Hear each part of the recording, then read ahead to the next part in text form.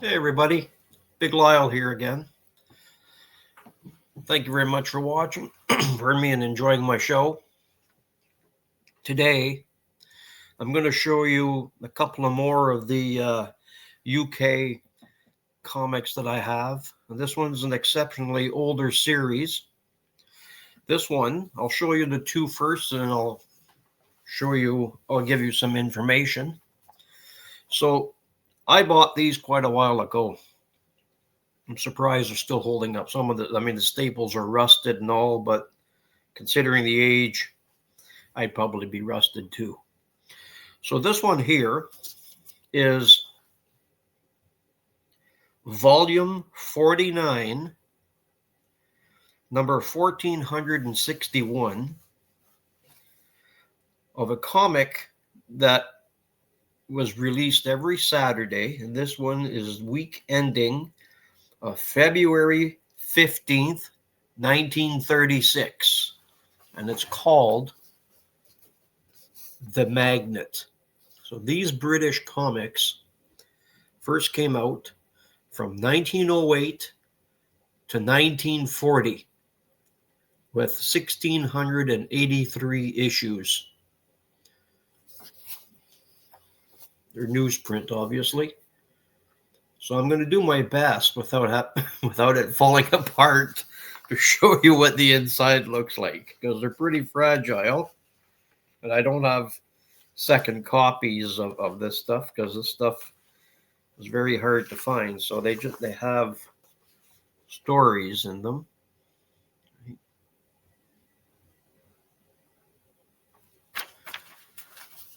And let's see here now.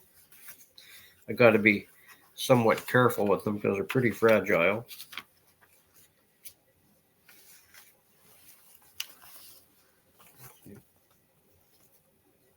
I had them in a plastic bag, with a magazine bag, with the backer board kind of preserves them.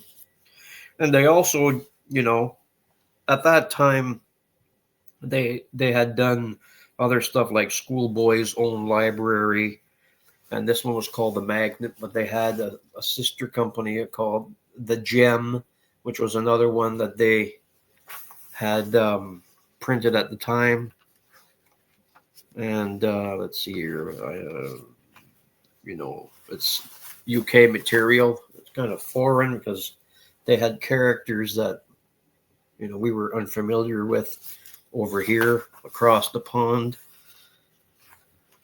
And so this series was about a bunch of schoolboys, and they were called the Grey Friars. And it was like,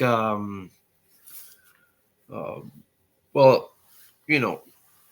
see. They talk about them here. It's like a mailbag. I'm assuming here people could write in and give their opinion on it or suggest some stories. Let's see here now. I don't dare open them up too much. I'll show you the last of it because it's just, like I said, it's very fragile. I don't open them up like this very often. So at that time, they sold for, in British, 2D. And I figured it out that 2D today, according to the internet, that's about 85 cents US. Like I said, this one was dated from 1936. And the other one, and besides that, the free gift that they stayed in here is not in here. It's very seldom you're going to find them with a gift. And the other one, I'll just keep in the plastic. But it says The Magnet, free next week, magic spectacles, and set of pictures that come to life. And this one was issue 1460, volume 49, from February 8th, 1936. I have a few copies of these, and I'll just show them to you quickly because, well, There's no hurry. But this one here was issue 1512, volume 51 from February 6, 1937.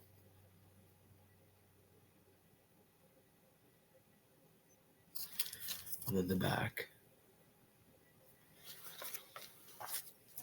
And the other one, issue 1462, volume 49, February 22nd, 1936. So the character that has fallen in the cactuses here, his name is Billy Bunter.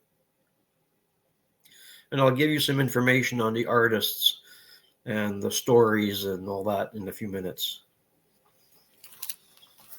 And the other one I have here is number 1508, volume 51 of January 9th, 1937.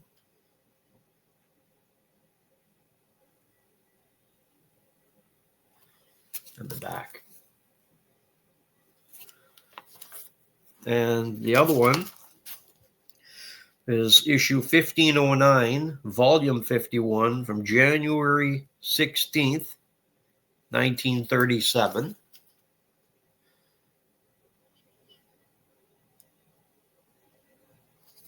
Same thing, the back. And the other one, issue 1510, volume 51 from January 23rd, 1937. These are hard to find.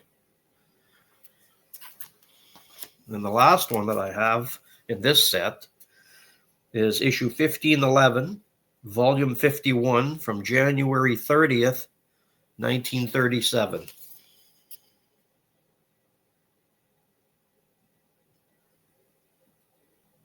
The same thing on the back. So what I'm going to do is I'm going to give you a little bit of information that I have updated, because the information when I got these is obviously changed. So this series ran from 1908 to 1940 with 1,683 issues. And the schoolboys were known as the Grey Friars. And yeah, it started February 15th, 1908, and it ended May 18th, 1940. It was actually the brainchild of Percy Griffiths, who worked for Amalgamated as an Amalgamated press editor. And he was there from 1908 to 1911, where, according to some online sites, is that he entered the army and ended up going to war, First World War in 1914, and then there's no other history on him. I don't know if he survived the war or not. I haven't been able to find anything. So I can tell you that Amalgamated Press existed from 1901 to 1959, and its successor was the International Publishing Company, or IPC. So they came in an assortment of different colors. Like this one here is orange and blue. And I'll explain to you how that worked with this company. So the let's see here. Just a moment, I'll be right back. I'm back. So it says that the very first ones that came out between 1908 and 1915 were known as the Red Magnet era because the covers were red. And they were obviously published weekly, and they had a print run in excess of 200,000. And then between 1915 and 1922, the covers were blue and white. They changed from the red cover due to the unavailability of red dye due to the First War and wartime paper shortages. that reduced the length of each weekly issue. I have my crib notes here. And then from 1922 to 1937, they were blue and orange. This one. Blue and orange. It's faded somewhat, but you get the gist of it. And then most of the stories were written by a fellow named Charles Harold St. John Hamilton. He was born in 1876 and he died in 1961, from England, Kent, England. And he was a staff writer for Amalgamated Press. So by 1927 to 1930, only a handful of stories were the works of other writers. So this fella, Charles Hamilton, wrote the rest of them. And the last substitute story that they had was called Speedway Coker, that was written by M.F. Duffy. It appeared in issue 1220, but it was published July 1931. From then until the paper's end in 1940. By 1930, the paper circulation had fallen to 120,000. As a direct competition from D.C. Thompson, this became particularly serious in 1933 with the launch of the Hotspur and the appearance of Red Circle. Then, between 1937 and 1940, the covers were salmon pink. They call it the salmon pink era. Starting with issue 1553 in 1937. A decline in circulation down to 41,660 in 1940, coupled with the paper shortages of the commencement of World War II in England, the Magnet could not survive.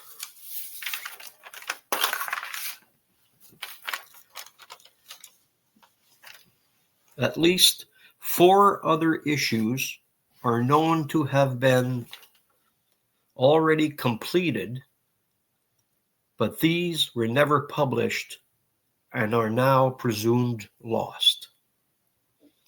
After closing, it merged into the comic Knockout, which that started March 4th, 1939 to February 16th, 1963, with 1,227 issues.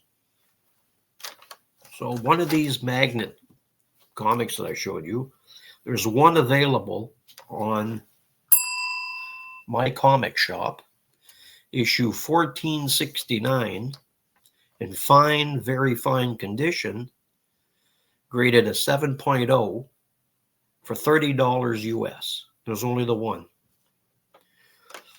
Yeah. So Amalgamated Press existed from 1901 to 1959, and then IPC, which is International Publishing Company, bought it out, I'm assuming, bought the properties for it. They existed from 1963 to 68.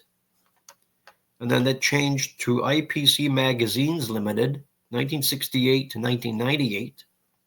And then it changed again, called IPC Media, from 1998 to 2014. And then Time Inc.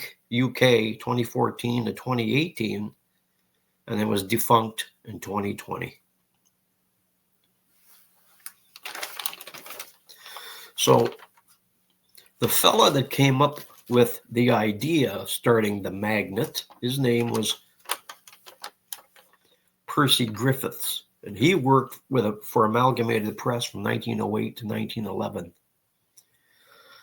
So some of the artists for the Magnet was one fella. His name was Hutton Mitchell, born 1872, and he died 1939. He produced the original drawing of the main character, Billy Bunter, in 1908.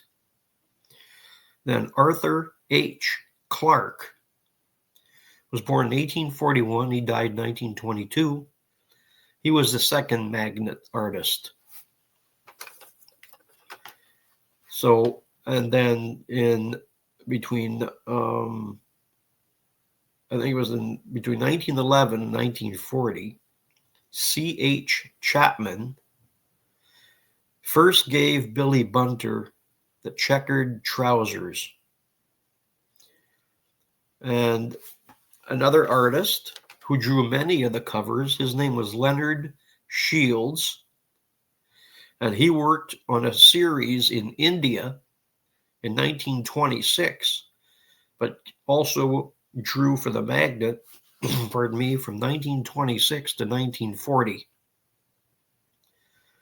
And another fellow that was an illustrator for the sister comic for the Magnet. There was also one there called The Gem, which existed from 1907 to 1939. Pardon me. And he drew and he illustrated them for 30 years. And he worked on different comics, UK comics, from 1947 until his death in 1954. And there was not a lot of other information I could find on that, but I think, I don't want to bore you to death with all this stuff. So on that note, thank you very much for listening.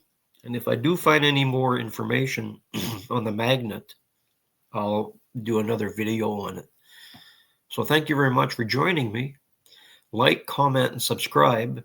And thank you very much for following me. I really appreciate it. I'm still kind of in shock that I've received, as of this recording, I have 130 subscribers and over 1,000 views on all of the videos that I've put out there, which is unbelievable. So thank you very much, everybody. Have a wonderful day, and thank you.